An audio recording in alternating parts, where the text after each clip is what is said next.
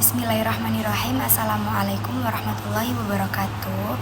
Kami dari kelompok 10 yang beranggotakan saya sendiri, Ariela Sevika Andini, dan rekan saya ada Muhammad Zidan Anafis dan juga Frida Dwi. Kami dari kelompok 10 akan membahas tentang administrasi penilaian sekolah atau madrasah inklusi. Oke, di sini langsung saja saya akan menjelaskan tentang administrasi penilaian sekolah atau madrasah inklusi. Pertama, saya akan menjelaskan tentang administrasi pendidikan. Pada dasarnya merupakan administrasi dalam mengelola, mengatur, dan mengalokasikan sumber daya yang terdapat dalam dunia pendidikan.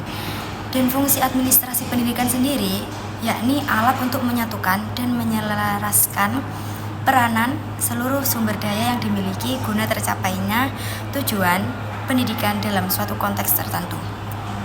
Dan administrasi penilaian sendiri berarti suatu proses sistematis mengumpulkan informasi, menganalisis, dan menginterpretasi informasi tersebut untuk membuat keputusan yang berupa angka, hasil tes, dan juga hasil observasi.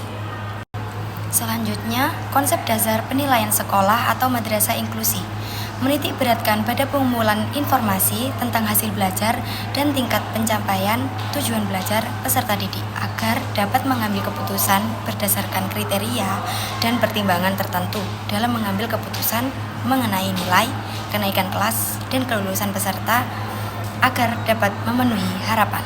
Sini saya akan menerangkan tentang teknik penilaian di sekolah madrasah inklusi.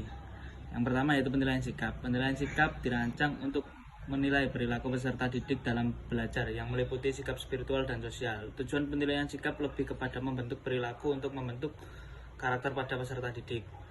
Penilaian sikap ada dua yaitu sikap spiritual kompetensi, sikap spiritual K1. Yang kedua yaitu sikap sosial kompetensi, sikap sosial K1-2.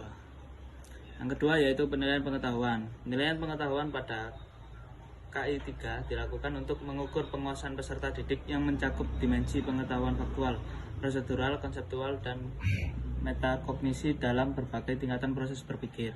Teknik penilaian pengetahuan menggunakan tes tertulis, lisan, dan penugasan. Yang ketiga yaitu penilaian keterampilan. Penilaian keterampilan ada pada KD dari KI4. Dilakukan dengan teknik penilaian kinerja, penilaian proyek, dan portofolio, penilaian kinerja, dan penilaian proyek. Yang keempat yaitu penilaian portofolio. Portofolio merupakan kumpulan dokumen hasil penilaian, penghargaan, dan karya peserta didik dalam bidang tertentu yang mencerminkan perkembangan reflektif integratif dalam kurun waktu tertentu. Dan yang terakhir yaitu pengelolaan penilaian sekolah madrasah inklusi.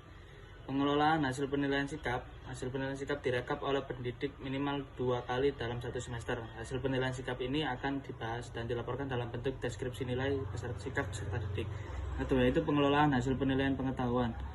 Nilai pengetahuan diperoleh dari hasil penilaian harian atau PH, penilaian dan juga penilaian tengah semester atau dalam ujian tertulis PTS, dan penilaian akhir semester yang bisa disingkat PAS yang dilakukan dengan beberapa teknik penilaian sesuai dengan tuntunan KD.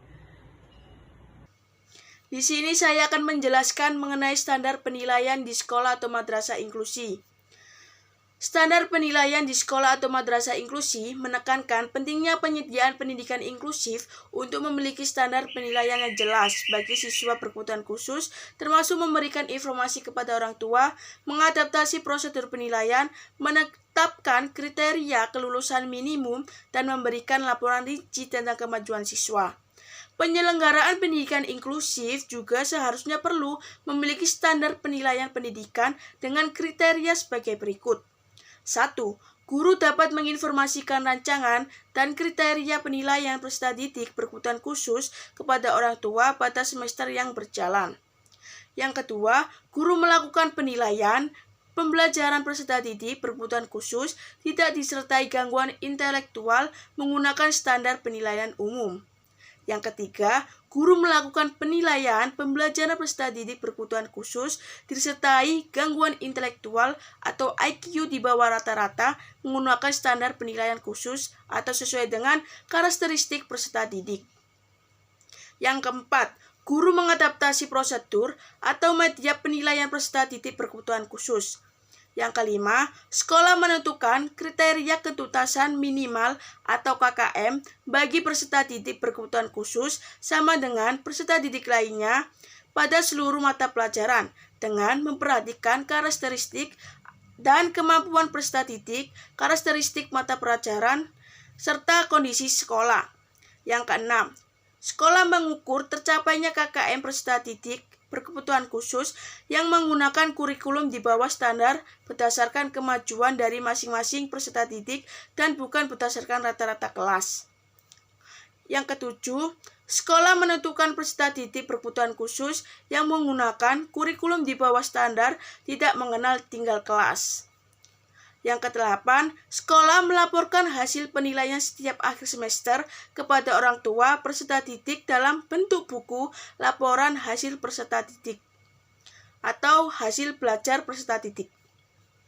Yang kesembilan, sekolah melaporkan hasil belajar peserta didik yang menggunakan kurikulum tidak standar atau di bawah standar dilengkapi dengan deskripsi atau narasi. Yang ke-10, sekolah menyertakan atau menyerahkan ijazah pada setiap peserta didik termasuk peserta didik berkebutuhan khusus yang telah lulus. Sedangkan peserta didik berkebutuhan khusus yang tidak mengikuti ujian nasional tidak perlu dinyatakan lulus dan diberikan surat tanda tamat belajar dari satuan pendidikan bersangkutan. Yang ke-11, sekolah menyelenggarakan ujian sekolah seluruh mata pelajaran bagi peserta didik berkebutuhan khusus yang menggunakan kurikulum di bawah standar.